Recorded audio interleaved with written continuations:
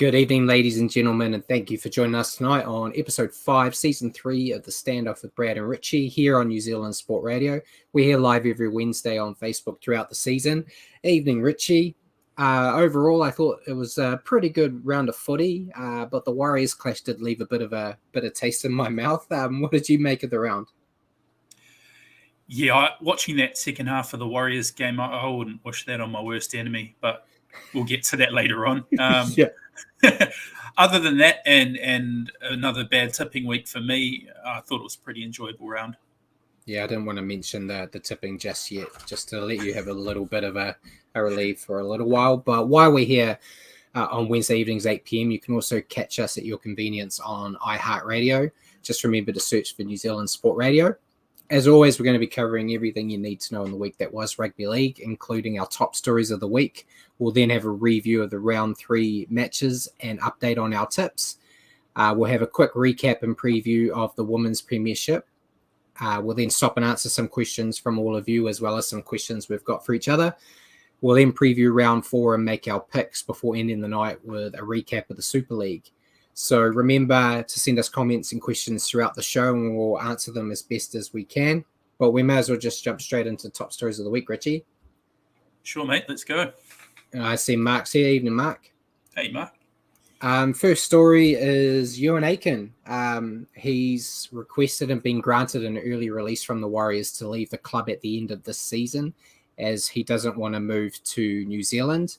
There was an article on New Zealand Herald that was stuck behind a paywall, so I didn't get to read all of it. But the gist I had from Craig Hodges at the Warriors was that this was a decision that's been a long time coming. They've kind of been talking about it before now, and it's kind of an outlier because I know there's a lot of trepidation from fans that this is just the start, and we're going to see like a whole lot of Warriors not wanting to move to this beautiful country we live in right now, Richie. But yeah, they are downplaying that. So what's your take on first Aitken leaving and then the please calm down, everyone's not jumping ship from Craig Hodges?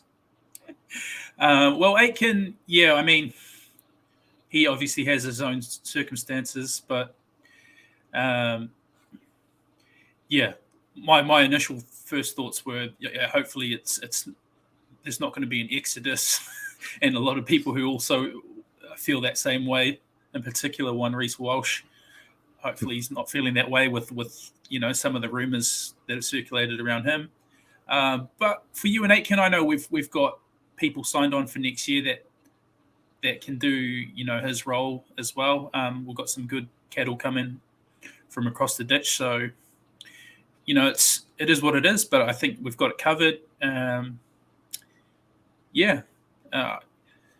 Just hopefully it's not a mass exodus.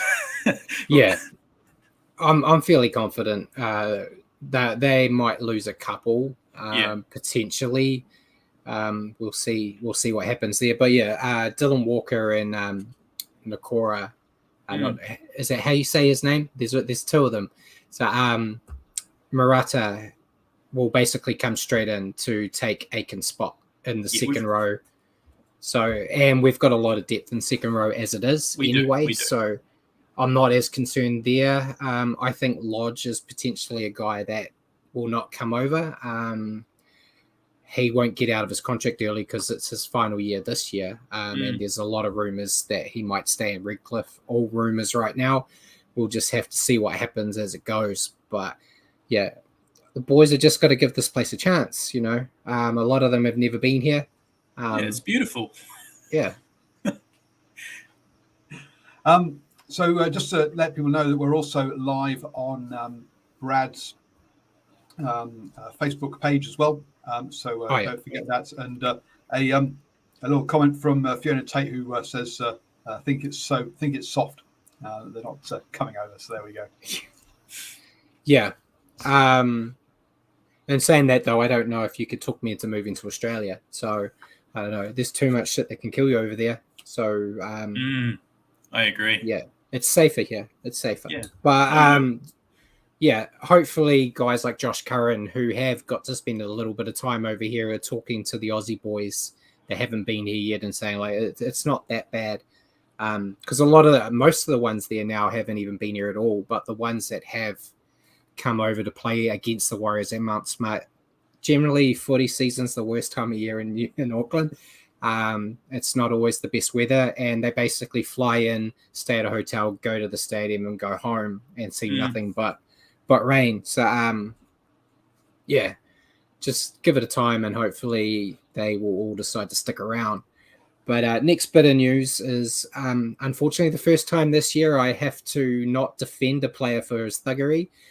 Mitch Barnett becomes the first player in the 2022 season to be red carded after contacting Chris Smith between the throat and the jaw with an elbow, and he is missing 6 matches for it. Before I go on, what was your take on the incident? And I see Mark's calling us soft. Not soft, just comfortable, Mark. I like it here. No, I'm. When it comes to all those things he's listed there, I'm soft. I don't want any piece of any of that. Mitch Barnett, I can't defend it. Looked to me like a running UFC elbow. So, a 6-week holiday, I think, is sufficient, and didn't expect any less than that. How about you, Brad? No thug life tonight. No, I can't defend it. I think the only wiggle room I could have given it was if it was against the ball carrier. It's still not good, but the fact that it was off the ball and there was absolutely no need for it at all. We talked before the show, Paul Kent did his best to defend it with a whole lot of nonsense. That's what I'm not about. I like to be quite accurate with my thuggery, so we will leave that where it is. I thought 6 to 8 weeks was going to be roughly what he was in for. 6 weeks, I'm more than happy with. I think that's suitable. It's hopefully he learns from it, because I think not only is he missing 6 weeks, he severely impacted his team's performance in that night, and what could have been a great win for them if he had done his job. And Mark expected more than 6 weeks, and Simon's said I've gone soft. There's a time and a place, Simon, where you gotta pick and choose the battles, and that's not what I'm going with. Next bit of news is Ray Stone from the Eels. He's out for the rest of the season after injuring his ACL. Yet another ACL injury this season. But he did do it while scoring his side's match-winning try. What was your take on it? Yeah, he went out in a blaze of glory. What better way to go out than to score the game winner against the Storm? You got to feel for him. He picked up a double, so it's not nice, but we've seen a few ACLs already this season, so I'm sure it won't be the last either. Hopefully it is, but I feel really sorry for him, but what a way to do it. It's probably the best way you can go out in such a horrible fashion. I was watching it, and he didn't, everyone was talking about it, he did that sidestep motion to get past Jerome Hughes. If he had, he's a big guy, I would have run straight through Jerome Hughes in that situation. He would have got the try anyway, and he would still be fine, but it's that heat of the moment. And I guess you're completely putting the team before yourself, because he's not renowned for being nimble on the feet.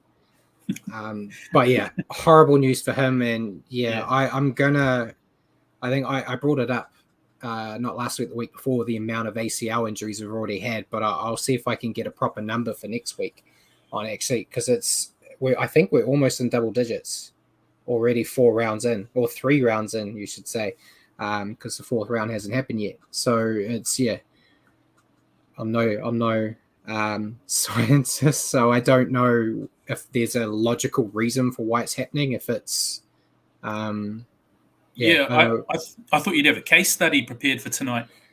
No. I'm still recovering from the Warriors game, so it's all still enough. A blur. Keeping with that injury tone, Jack Hetherington, former Warrior, he is also set for a lengthy spell on the sidelines after injuring his shoulder and it's going to need surgery. I haven't seen a length of time they expect him to be out, but I saw Phil Gould kind of put out on the Twitterverse that essentially Jack's shoulder popped out and popped back in, but when it popped out, it made a lot of damage. Not good to see. They've got some good players around there for the Bulldogs to fill his spot anyway, but hopefully he's back for them sooner rather than later. But I guess we're going to see a drop in their penalty count, which is probably a bonus. So, yeah, I was just going to say, I feel for Jack because I love Jack, but if he's going to look at a silver lining, he can't get sent to the sin bin at least. Yeah. Next bit of news I know you're not really interested in, but Billy Slater's confirmed the announcements of his assistant coaches for the Mighty Maroons. He's got Josh Hannay, Cameron Smith, and Jonathan Thurston. So we're getting the holy trio back together. What's your take as a staunch Queensland fan about this news? Don't tar me with that, Brad. Well, they've had a lot of Origin success between those names, haven't they? More so as players. So the verdict's out on how they'll go as coaches. I still feel pretty confident. If I'm to look at the team sheet of New South Wales, I'm interested to know your take, Brad. How does it make you feel as an actual Queensland fan? I don't mind it. Paul's mentioned that good players don't always make good coaches. I think that's true. We haven't seen these guys in a coaching capacity. But the only times I like Billy Slater and Cameron Smith are when they're wearing Queensland colours. Yep. So I enjoy liking them again. We're just got to see. I think they're still going to have an uphill battle. That New South Wales team is seriously stacked. Some of the best players in the NRL right now all wear that blue. So it's going to be tough, but if any guys can do it, maybe they can. It's Mark and Rob and Simon are all talking about it. But yeah, saying like representative coaching's a bit different to club coaching. That's true. They only have to do it 3 times a year. You're getting a fully fleshed model just given to you, and you just have to point them in the right direction, essentially. No disrespect to the Origin coaches making it sound like it's easy. But yeah, like Paul said, coaching's all about selection. It's getting the right guys that can work together to get you across the line. And Fittler's done that with New South Wales, and hopefully Billy can do that for Queensland. If they're not going to win it, at least make it a bit more competitive. Well, Origin's a special beast, isn't it? I think at that level, they're all quality players, and you hash out a bit of a game plan, but I think the biggest part is getting them up for it emotionally. And I think that's something that Mal Meninga did really well. He sort of bled the Maroon and really got them up every time they ran out on the field. So yeah, I see Rob's put in the comments too, Mal, classic example. So yeah, and I think these guys you could potentially put into that mold. What they lack in that coaching acumen, they have in their legends of the Maroons. So yeah, we'll see what happens. We've still got some time before the first Origin kicks off, so we'll see if there's any more developments in what they do, and hopefully I'm a bit more successful in my Origin picks this year. But last bit of news before we unfortunately get into reviewing round 3. Roosters coach Trent Robertson is going to miss this week's match because he is tested positive for COVID. There hasn't been too much on the COVID front. Bailey Sirenen at the Warriors has got COVID too. They didn't really announce it, but Nathan Brown basically announced it on radio in New Zealand.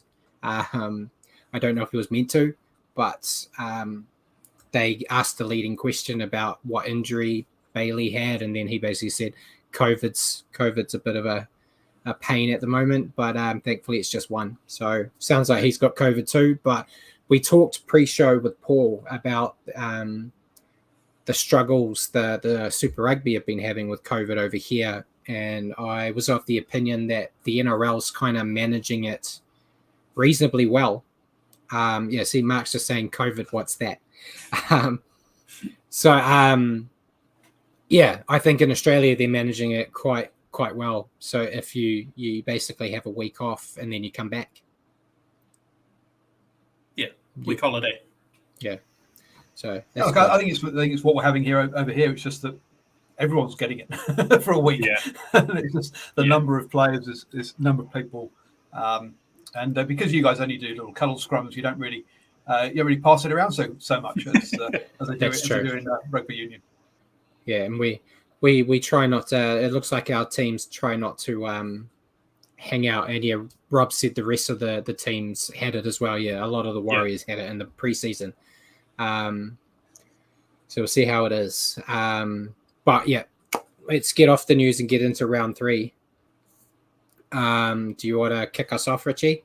You bet.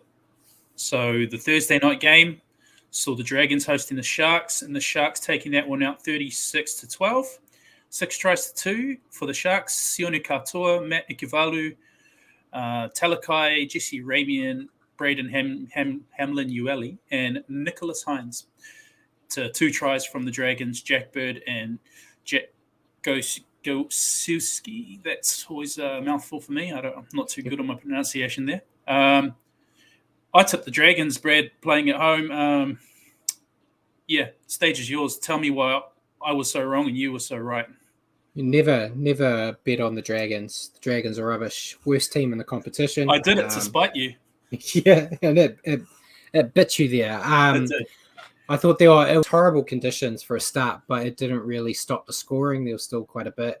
I think it was really tight at the start. Jaden Sewer got sin-binned, and that's when the points started to come in from the Sharks. Nico or Nicholas Hines, he continues to go from strength to strength with the Sharks. I was tempted in our prediction show to pick him as my signing of the year, and I wasn't sure how he was going to start in his first year as a first grade half, but he's done nothing to prove that right. He's just going so well. He only missed 1 conversion, and Rob said buy of the season so far. I think he's definitely right now the buy of the season. But the Dragons, they barely got to fire a shot. They got a try early on, but then they could only score again once. The Sharks lost Jesse Ramian to the bin. And the Sharks, I think, could be the real deal this season. The Dragons, they're not the easy beats that I love to say they are, but they're going to need a big bounce back this week. I think this match would have knocked a lot of confidence out of them. Yeah. Well summed up, Brad. I think the Sharks definitely handled those conditions a lot better than the Dragons, and I think Jaden Sewer's sin bin was a bit of a turning point. But once the Sharks got going, they looked the real deal, definitely. Yeah. And I did put Nicholas Hines as my, in our tips as the buy of the year, and he's already starting to bear fruit for the Sharks. He's looking really good. But pretty dominant, 18-0 at halftime, and they went on with it. What did you think of Jaden Sewer's sin bin? I want to set you up here. I think he deserved this one. He didn't deserve last week's. You have but he needs to stop it. If you're getting sin bin every week, you need to look at it. Even if you think, like, I know he's come out and said that, woe is me. And like everyone's against him, kind of like the Latrell Mitchell kind of thing where it's like everyone's gone soft. I'm not changing my ways. It's tough pickies. If you keep getting pinged, you gotta change.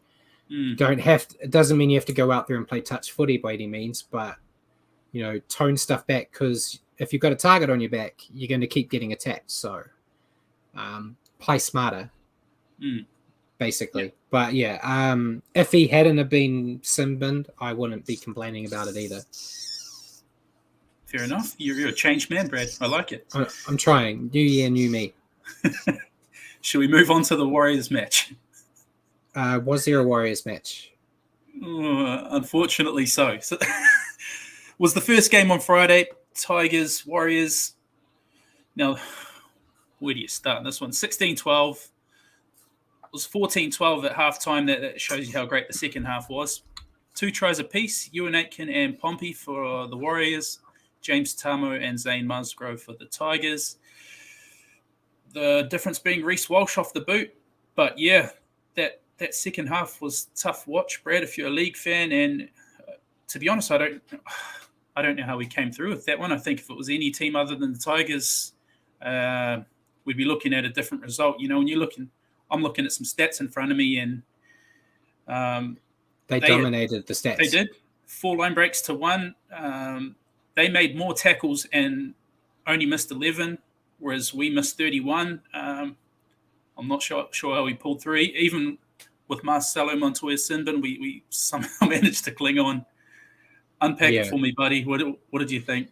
Yeah, Mark's stolen. Rob said it was a nervous 4-point win like he predicted, and Mark's basically said my first point that I've got on my notes here. Dane Laurie had a night to forget. I think he's one of their better players. It was just unfortunately a bad night. If he was playing his normal style, the Warriors lose here. He was gifted a try that he dropped. He missed that try, Pompey's try. He missed the ball completely. Yeah, it was hard. Both teams didn't deserve to win. It looked, especially towards the end, it just looked like they were basically going era to era, and just trying to throw the game away. And before we move on, Mark's also mentioned if he thought Jackson Hastings played, we would have lost. I think that's 100% accurate as well. I think Hastings out there would have directed the Tigers' attack a lot better, and we would have been in trouble. And the opposite to that, I think the Warriors' attack really needed someone to show direction, and it just wasn't there. And yeah, Fiona said a win's a win. As bad as it looked, take the 2 points and run. Yeah, I think absolutely. If we're looking, towards like the final 3 or 4 rounds, and you're in the 8 by 2 points, you're not going to remember that it was because of this game. So yeah, I'd much rather be upset that they didn't play well and won than be talking about them still being winless at the end of the year or at the end of the round. But other people I got here. But I suppose we should talk about the elephant in the room. Leilua's try, yes or no?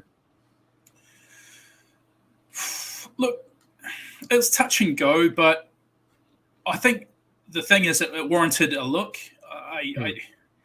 I think 99 times out of 100 that gets sent up at least to check. I can't answer that without any bias, Brad, because I'm going to say he didn't control it. But if you ask a Tigers fan, they'll probably say the other way.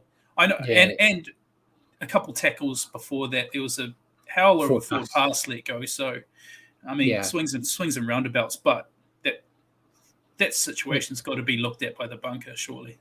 It's a nice fence you're sitting on, but I'm not going to join you. It was no try, but it should have been reviewed. I don't understand why it wasn't, but I suppose that catch-22, we as fans always complain that the refs have they refuse to make a decision and they send everything up, and then the moment a ref makes the decision, he gets ridiculed for not. But in this circumstance, there was a little, it's a 50-50, like maybe he got it, maybe he didn't. It's hard. It was going very fast, but the fact that Leilua celebrated getting a try, that kind of should put it in your head like we should just go upstairs to clear the thought.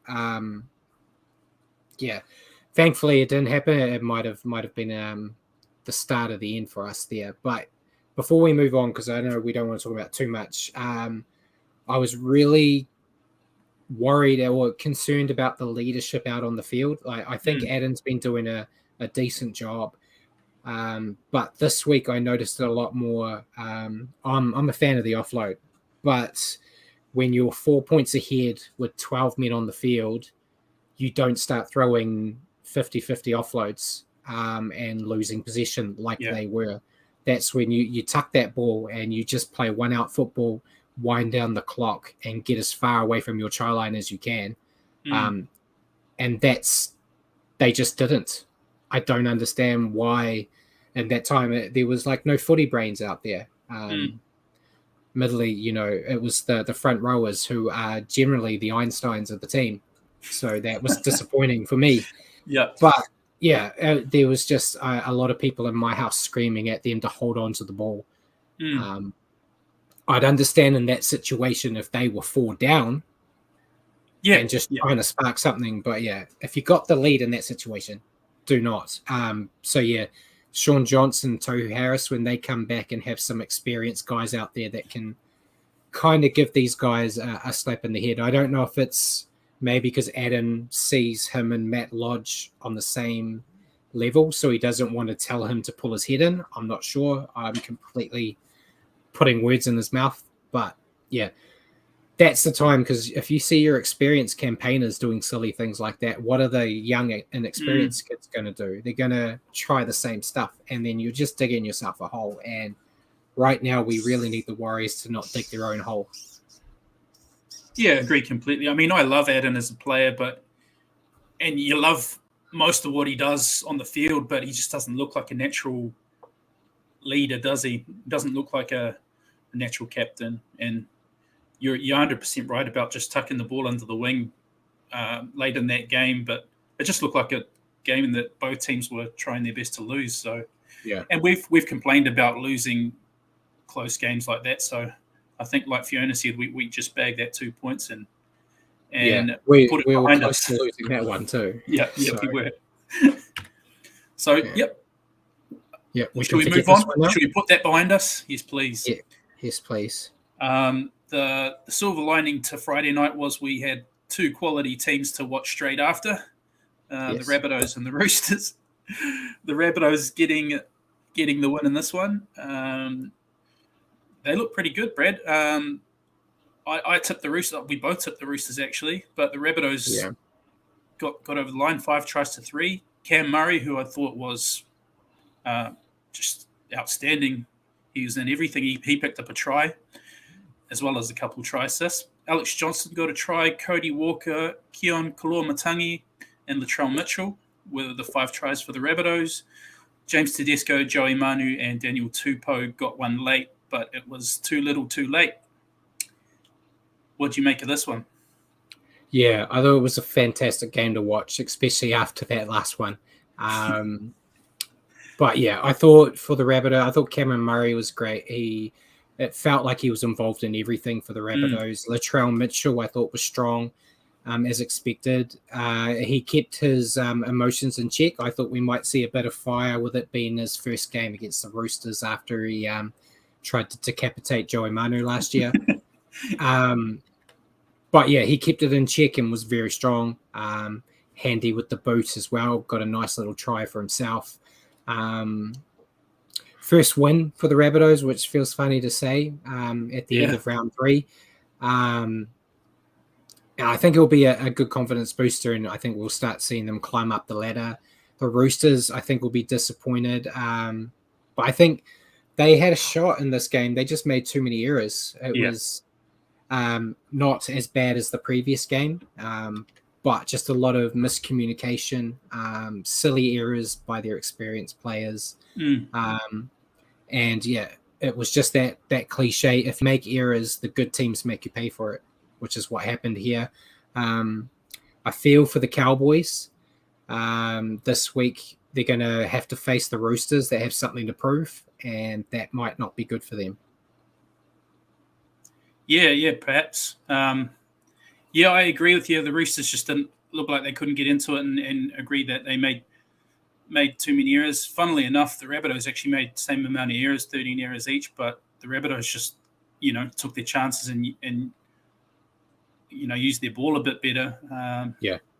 And Cam Murray, I can't say enough about him. He's huge performance. He looked like the guy that sort of, he can do it all really, like as a middle forward, but he also takes some ball playing options as well. So he looked like in this game he took a lot of heat off Cody Walker, and we said in the first couple of weeks Cody Walker looked like he was missing his mate in the number 7 a bit. But yeah, I think they really stepped up and looked good. So that's positive signs for the Rabbitohs. Might be able to start tipping them again. The next game Saturday, Panthers versus Knights. This one's got a few talking points. So Panthers took this one out 38-20, 7 tries to 4.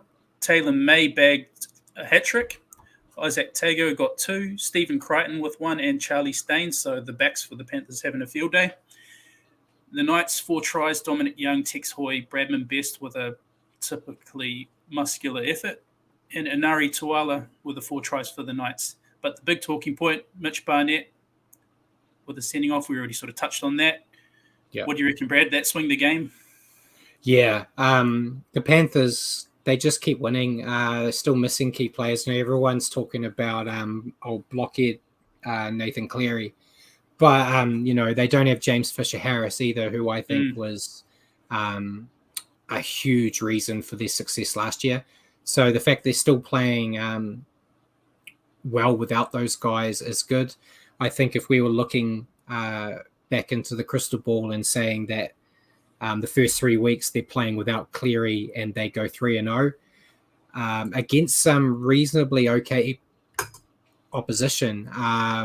I know teams that they've played already that I expected more out of. Aside, very good for them. They're a complete unit. They've got a dangerous forward pack that eats meters, attacking threats all through the back line, including Isaac Tago, or Tago as the Aussies like to call him. Yeah, he was fantastic. He's been a revelation this year. Yeah. There were some concerns from me about who was going to fill that hole by Burton out in the centres. He's gone in and it's almost Burton who. Yeah. So great for them. Like you said, and we covered it briefly in the news, this game was up for grabs until that red card. I think the Knights were valiant with 12 men against Penrith. They got a couple of tries, but it just wasn't enough. And I'll put on the controversial tip now. Ponga who? This Ponga guy hasn't been there the last 2 weeks. Knights been better without him. You can say when he returns, how much more dangerous will they be? But let the guy go to Redfern. Who cares? Or Redcliffe, not Redfern. I keep mixing the two up. It's going to be great next year when they're in the comp. It's such a different change of pace to what we're used to. Like you think, last year we were talking about Manly without their star player. It's a different team. The fact that this Knights team, they don't have Ponga right now. They lost Pierce. We both wrote them off. You've got them as your wooden spoon. Thanks. I was just going to bring that up. Yeah. Yeah. And they're showing fight. So full credit to them. I'm happy I didn't pick them as dead last. Yeah, I was just going to say once you wrapped up, Brad, that I owe an apology to the Knights. Picked them as a wooden spooner. They're looking fantastic. I know they didn't get the result here, but they had Mitch Barnett get sent off in the 32nd minute, and they scored 3 of their 4 tries while he was off. So they didn't just fold like a lot of sides might. They actually bit down and they fought hard. So you got to give them credit for that. Yeah, and Simon just reminded me that Redcliffe's not going to be the name of the new team. They're just be called the Dolphins. So that's going to help me a lot next year because I get confused. Yep. So the next game, Storm versus the Eels. We both tipped this one wrong. You tipped the Storm, didn't you, Brad? I did, yes. Yep. So, the Eels actually getting up in this one. 5 tries to 4. Clint Gutherson, Wanga Blake, Tom Opachich, and Ray Stone with a double before the poor guy did his ACL.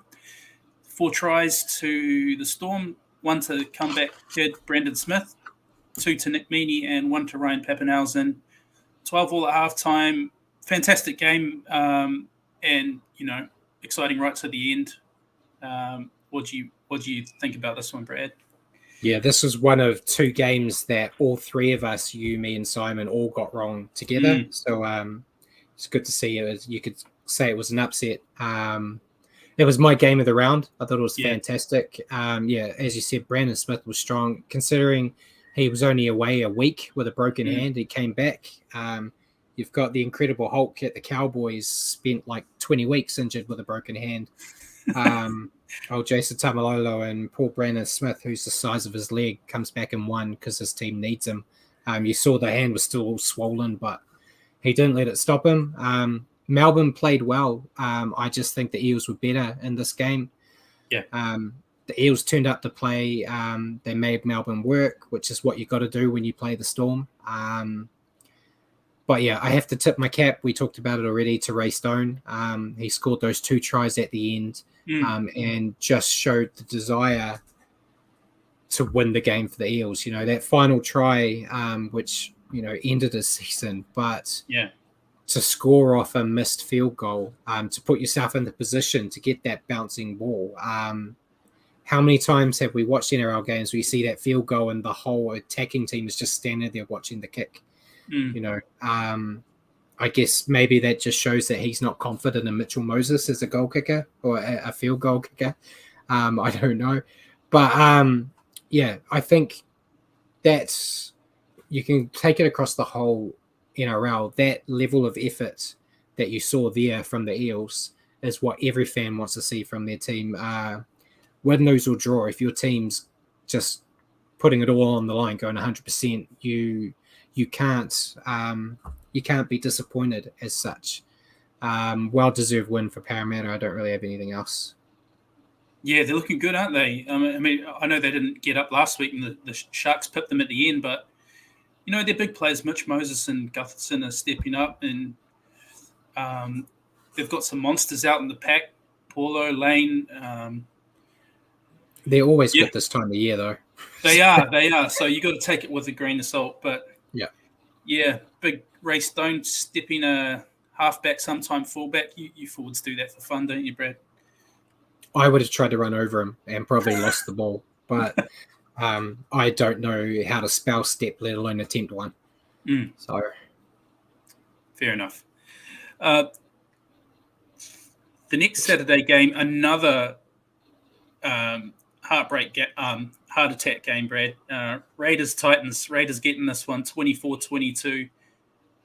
Down 22-4 at halftime. Huge comeback. Halftime, I was doing it, pumping my fist in the air because I tipped the Titans. You're messaging me and giving me a lot of stick for picking the Raiders here at this point.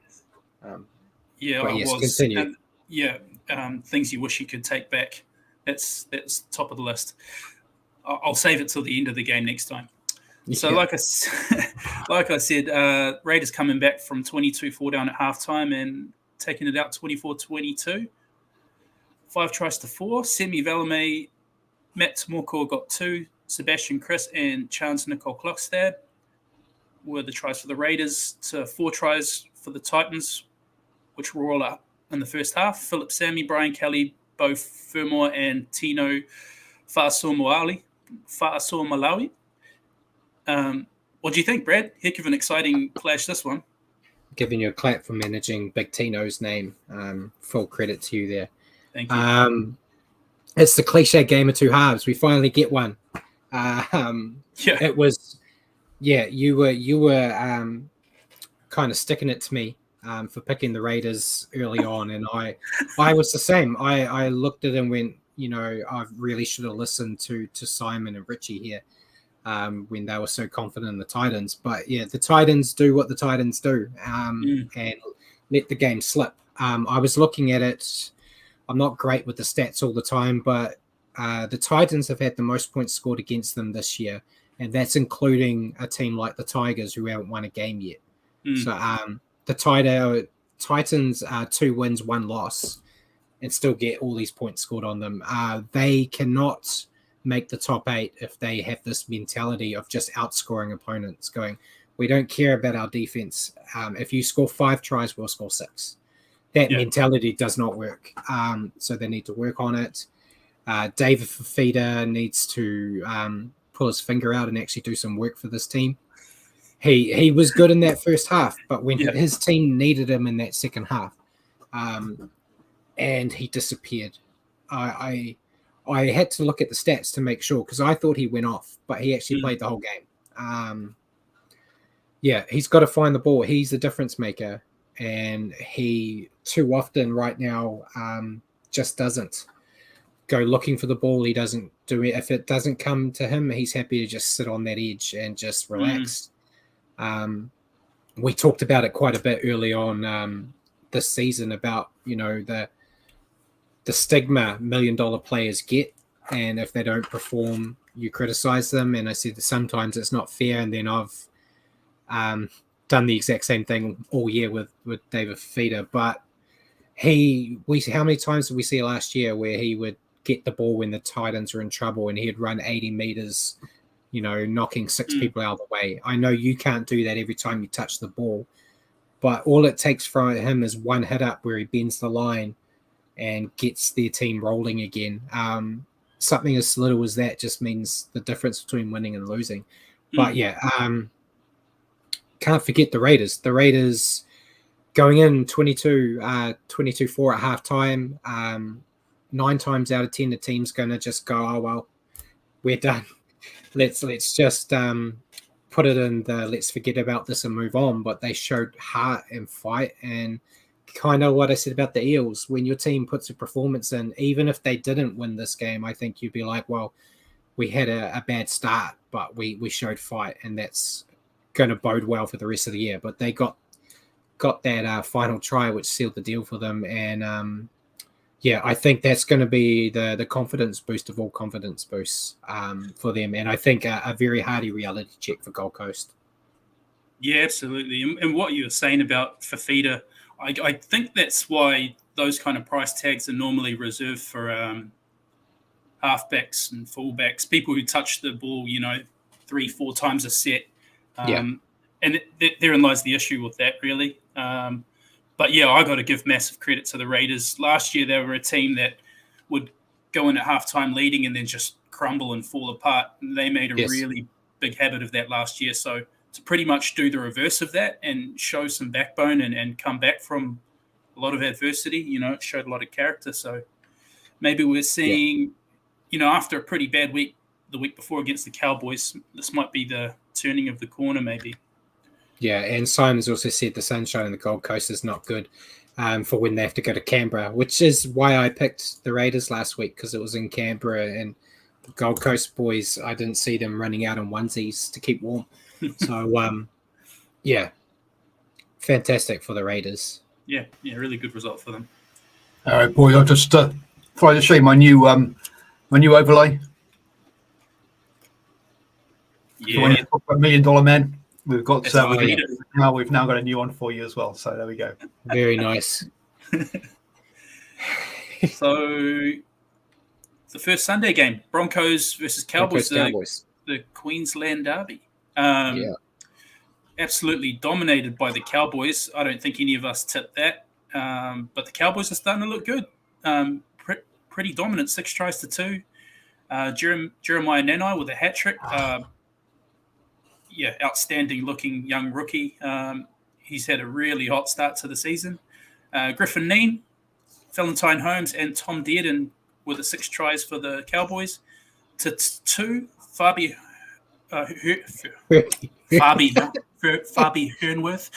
Farnworth was with a penalty try in the first half, and then a consolation try late in the second half. Pretty dominant from the Cowboys, Brad. What were your thoughts on this one? Yeah, surprise of the round for me. This was the second game that all 3 of us picked wrong. I did not give the Cowboys any credit to beat the Broncos. With how the Broncos have been playing this year, I thought this was going to be just not an easy win, but a game where we would really get to see the Broncos stretch their legs and show us what they're capable of. Unfortunately, they just showed us that they still have performances like we saw for the past 2 years in them. But they just looked off pace, and the Cowboys refused to give them a chance to get into the match. just like the Roosters game, it makes me a bit worried as a Warriors fan about the bounce back the Broncos are going to try to do this week when they play the Warriors. But yeah, the Cowboys just look dangerous all over the park. Valentine Holmes, I thought, was asking plenty of questions of the defensive line. He was 100% at the kicking tee as well. Yep. Yeah, Jeremiah Nanai scoring that hat trick is great to see from him. He's a hell of a young talent, and it's going to be good seeing how he grows and develops. If the Cowboys can keep this level of intensity and performance up, then they could surprise everyone. I'm not going to say they're going to be top 8 contenders, but everywhere, a lot of people, myself included, kind of put them in that 14 to 16 area on the ladder. And I don't think they're going to be there anymore. From me, I don't know how I got Tino Fa'asuamolaui correct and Herbie Farnworth wrong. But Furby's a great name. What do you make of the penalty try situation? It's rubbish. Rubbish? Rubbish. Don't just give tries away. I'm trying to get cred back now. Yeah, I don't know. I'm on the fence with it. I don't really have. I'm not used to being in try scoring situations, so I can't put myself in that situation. What did you think? I'm kind of with you. I think Kyle Felt from behind him definitely took him out, but I think there were a couple of Cowboys players coming into the frame which might have caused enough doubt for it to not be a penalty try. Maybe definitely a sin bin for Felt. Either way, just really dominant from the Cowboys. I don't know if it fills me with confidence for this coming weekend or has me wary of a bounce back. Yeah, and I just find it amusing that Brad's like, I can't comment on this one because I'm not I don't score tries often, but I can comment on taking people's heads off on a regular basis and head planting players into the ground. That's absolutely fine. I can comment on those because I've been there before once or twice. That's you gotta critique what you know, Paul. So I'll leave try scoring with Richie. And Mark said Dearden played very well. I actually struggle to see Scott Drinkwater making it into the halves right now. I think Dearden and Chad look good as a unit and should probably stay there full time. But great game. And Simon just said as well, he saw that no one picked the Cowboys here. We didn't pick him. Didn't see it coming. Yeah, might be time to start giving them a little bit of credit. I'm looking. I haven't picked them this week either. So. I don't think I did either. But anyways, the last game of the round, Sea Eagles versus the Bulldogs. The Sea Eagles squeaking past the Bulldogs with a late field goal from Daly Cherry Evans, but it was 2 tries apiece actually. Brandon Wakeham and Braden Burns for the Bulldogs, and Tom Trbojevic and Ruben Garrick for Manly. Now bye to Brad. Close game. Could have gone either way, really. It was poor conditions, which I don't think helped. Bulldogs' defense, I think, was solid. They reduced Manly's chances, and I think it bodes well for their season long term. With a few tweaks on their attack, I think they could take some teams to task. I think it was probably the worst game Matt Burton's had since wearing a Bulldogs jersey.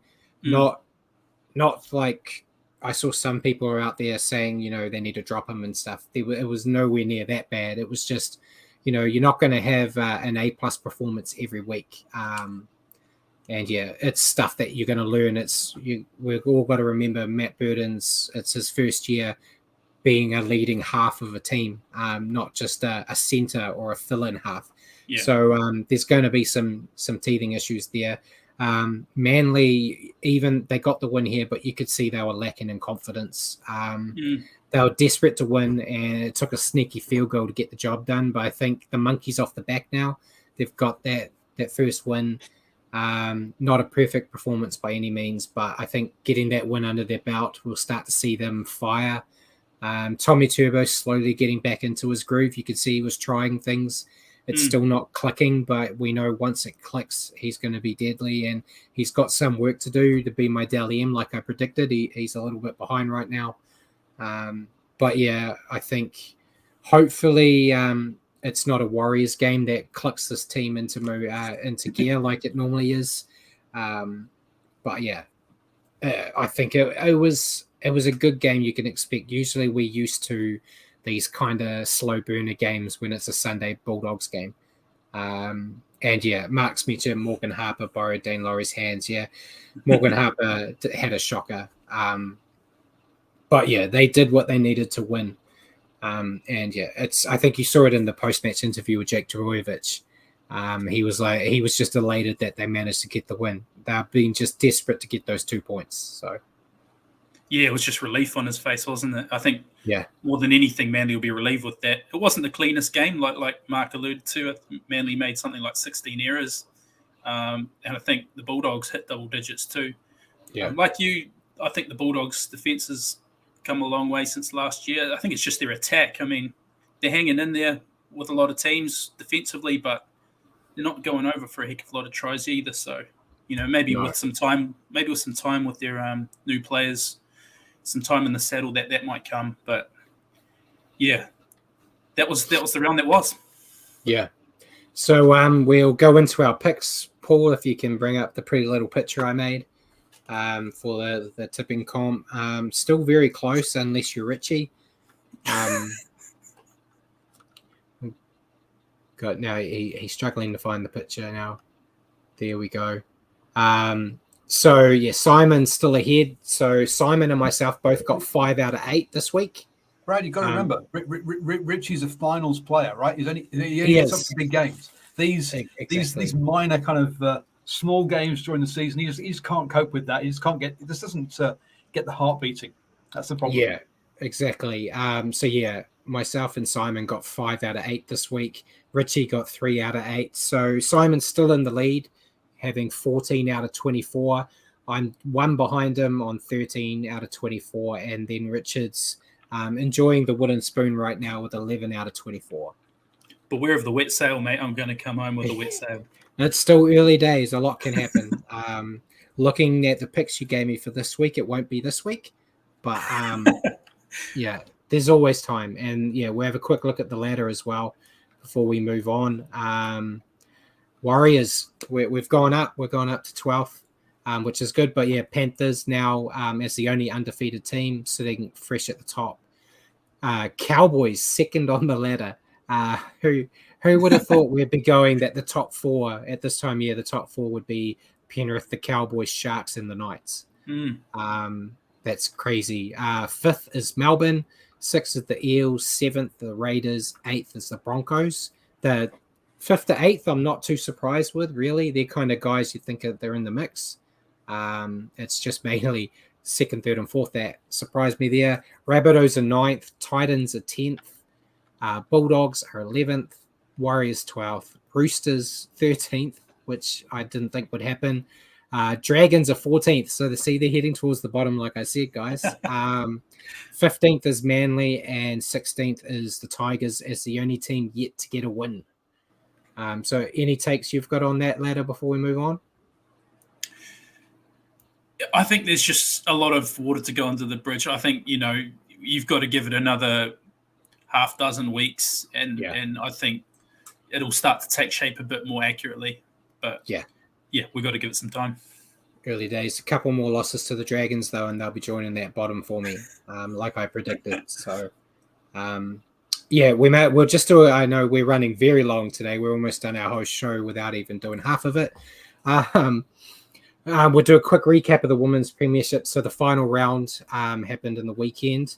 The Dragons defeated the Roosters 16-10. Titans defeated the Knights 14-10. And Broncos defeated the Eels 38-4. That big win allowed them to get the minor premiership. It was neck and neck a bit. So this weekend we're going into the semi-finals. First up, we've got the Dragons facing the Titans and the Broncos facing the Roosters. Predictions. I'm predicting a Dragons-Broncos final, make it a bold call that first and second make it. What's your take? Yeah, look, just to be different to you then, I think Broncos, but maybe I might go Titans. Yes. We saw the Titans tip up the Broncos last week, and that's, as we know, that's no easy feat. I think that's why we've seen the Broncos have a big bounce back game this week. But so the Titans tipped up the Broncos last week and then got it done over the Eels, so they're in good form. So I think just to be different to you, I'm going to back the Titans. Awesome. I mean, and Paul's giving a stick because I said there wasn't a lot of news to discuss, but I knew that was going to be good, Paul, because I knew there would be quite a bit of discussion about the Warriors game. So there was just more than I thought. But we will get into questions. Are there any questions that you've received, Paul, before we go into ours? Oh, there I am. Yep. Yes. No. We have a couple of questions from over on Brad's page of the. So there. Now, Mark Roberts comes up with this one. I'm not sure what he's going on about, but he says you guys will understand. But he says, do you expect a toe dipping or I don't know what he's talking about here, a balls deep performance this weekend from the Broncos? Richie and Brad will know what it means. That's more Richie's area. So.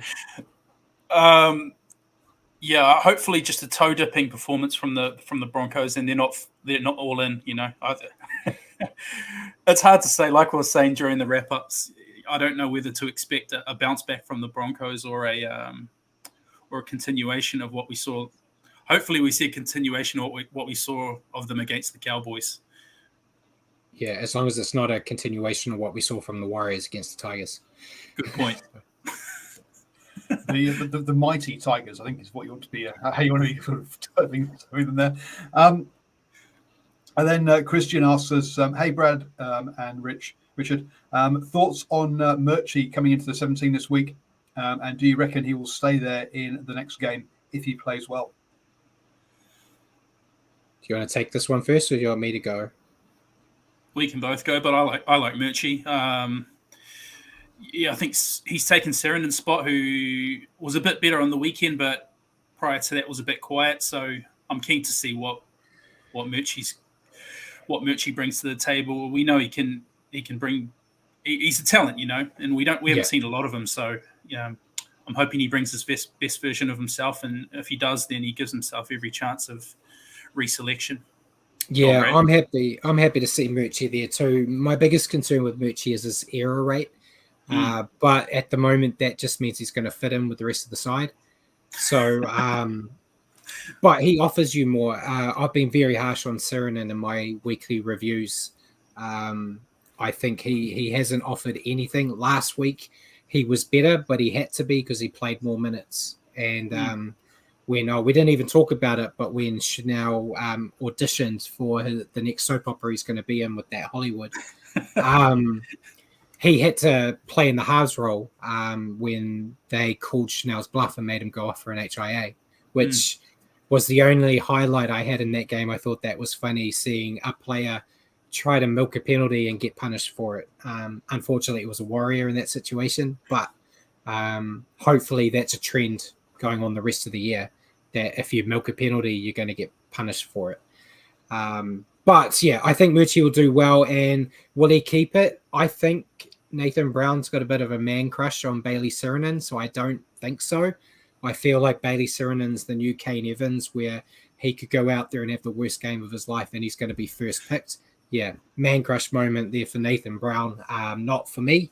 But we'll continue that man crush. If I could have picked a player to replace Sirenen, it would have been Ben Murdoch-Basila, because I love that man. But great to see Murchie get a shot, and hopefully he gives Brown all the trouble in the world to drop him. If he plays out of his skin, there's no way you can drop him.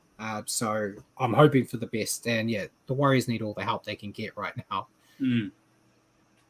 Cool. Those are the questions we've had in the live chat, boys. Cool.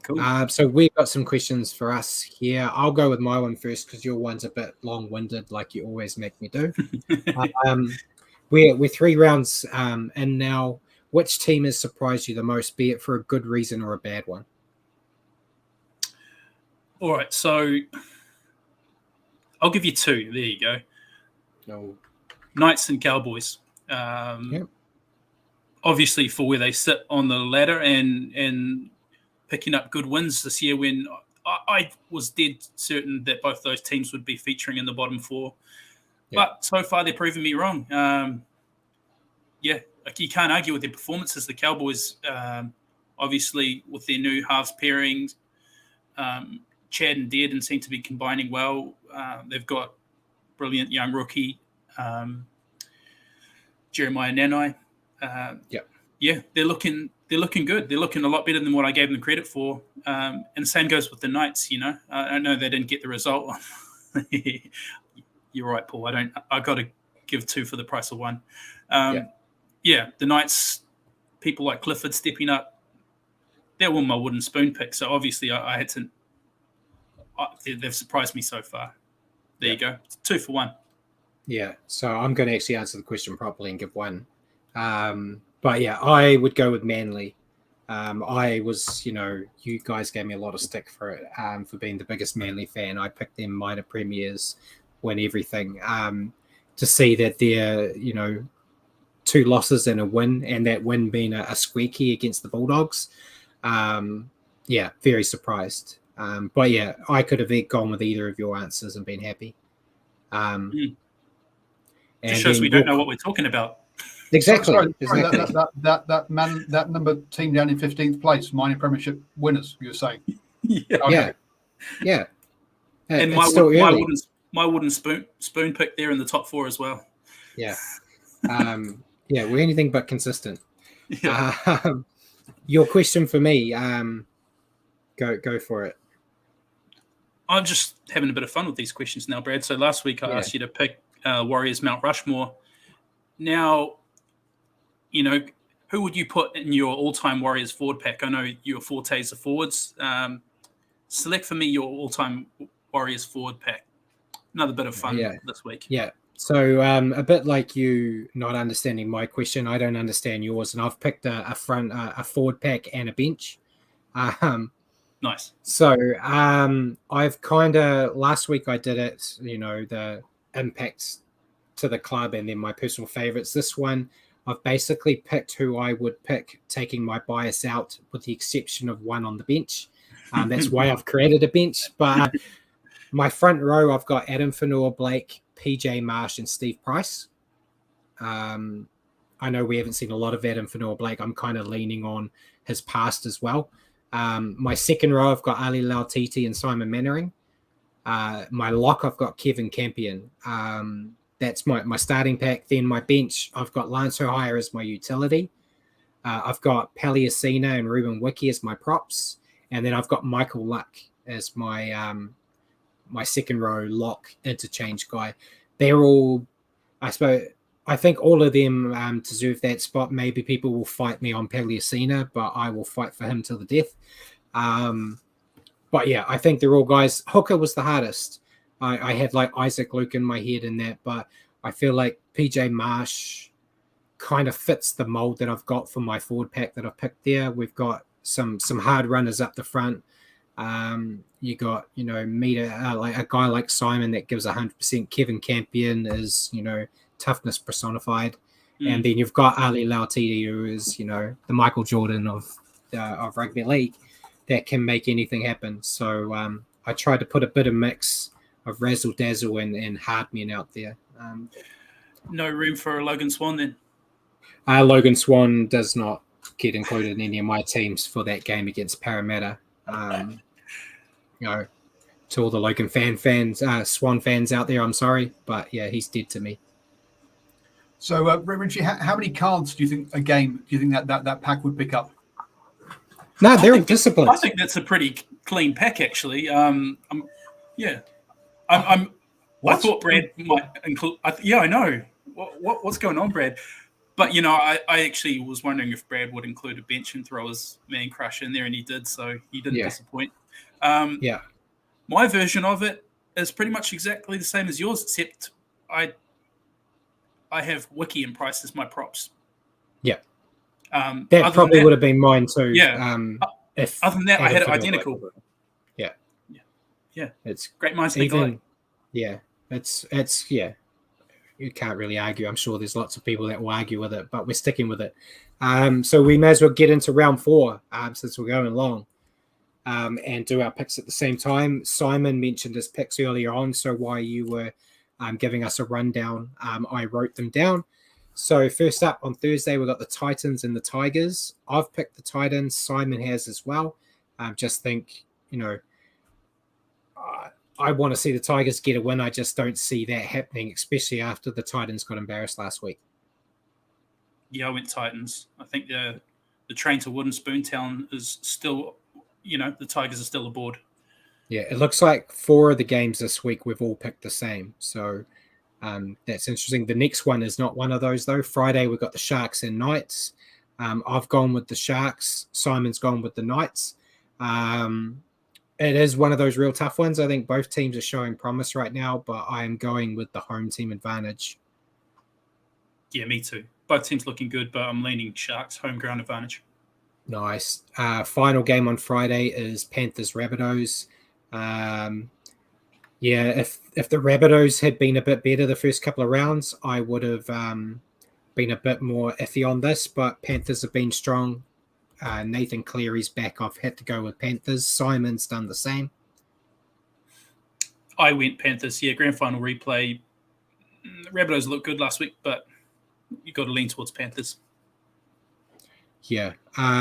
First game on Saturday is Warriors Broncos. I've gone with the Broncos. So is Simon.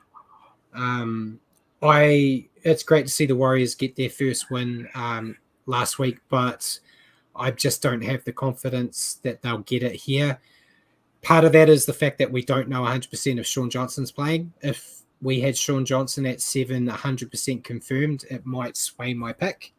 But as of right now, with Cody and Chanel as the halves on paper, I've got to go with Brisbane. I went Warriors. Of course you did.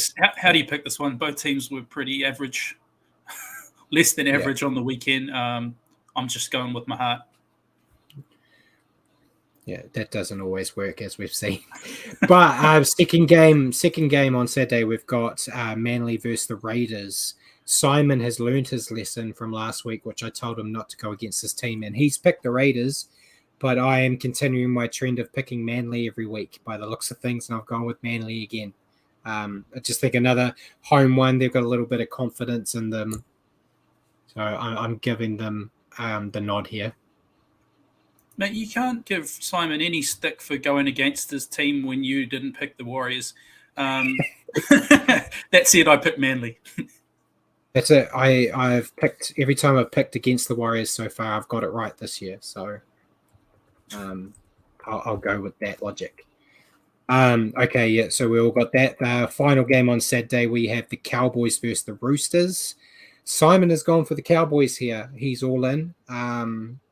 I've gone for the Roosters, though. I think kind of like what I said about the Broncos-Warriors match, I think there's going to be a bounce back from the Roosters, and I think they'll get the nod here, though it'll probably be close.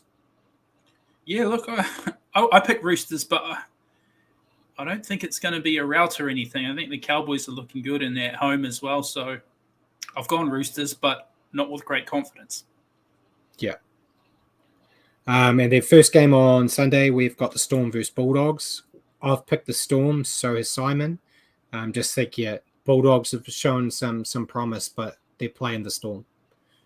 Yeah, Storm are a different beast to what the Bulldogs have faced so far, so Storm for me. And I looked distracted, but it's because I saw Simon asked a question about the Tigers winning the wooden spoon.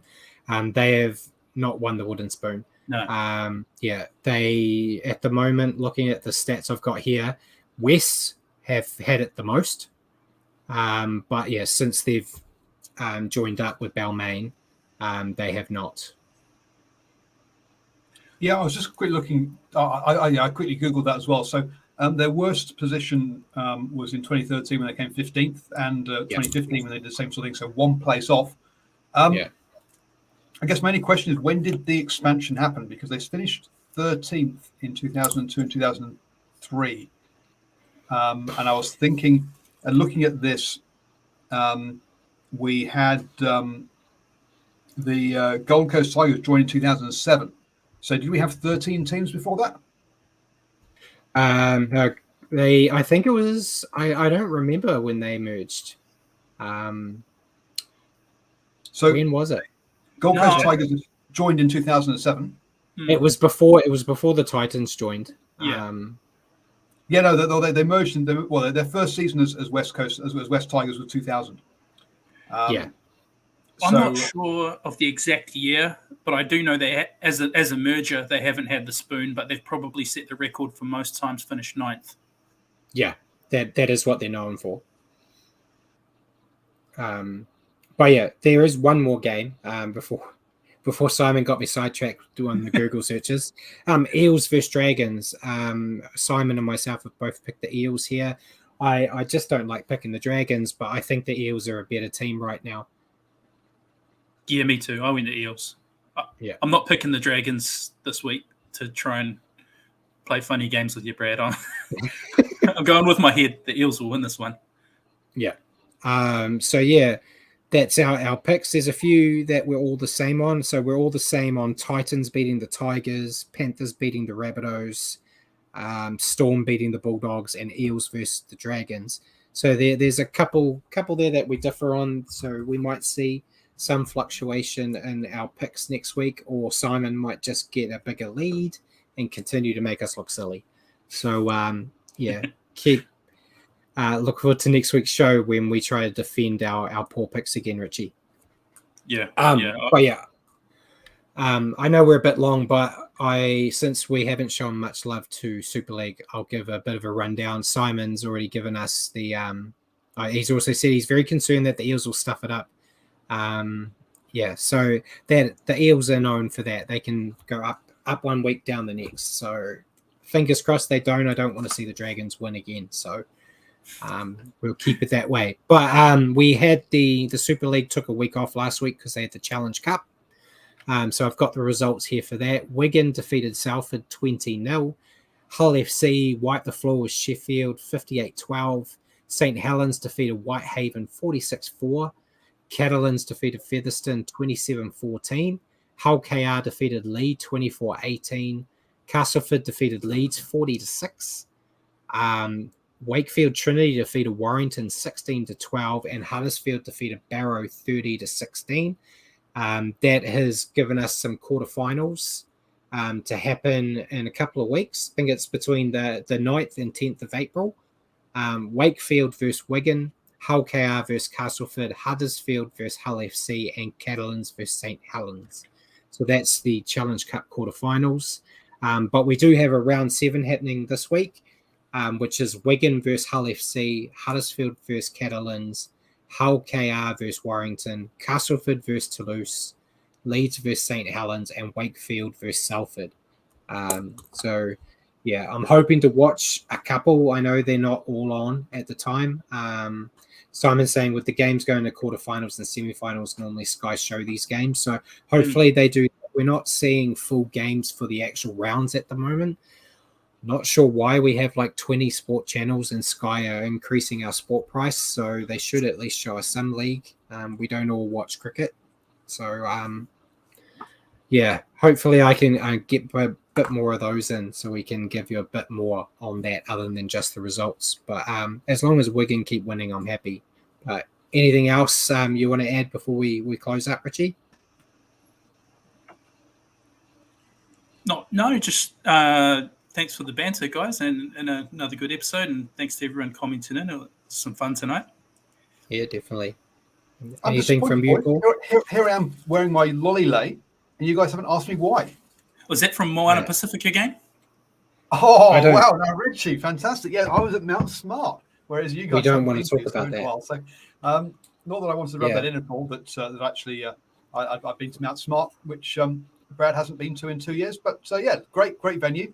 Love the place, must say. Very jealous. I was explaining to you when you were sending me all the pictures about why it's the best stadium around. And yeah, hopefully one day we bulldoze that abomination called Eden Park and I don't know, do something else.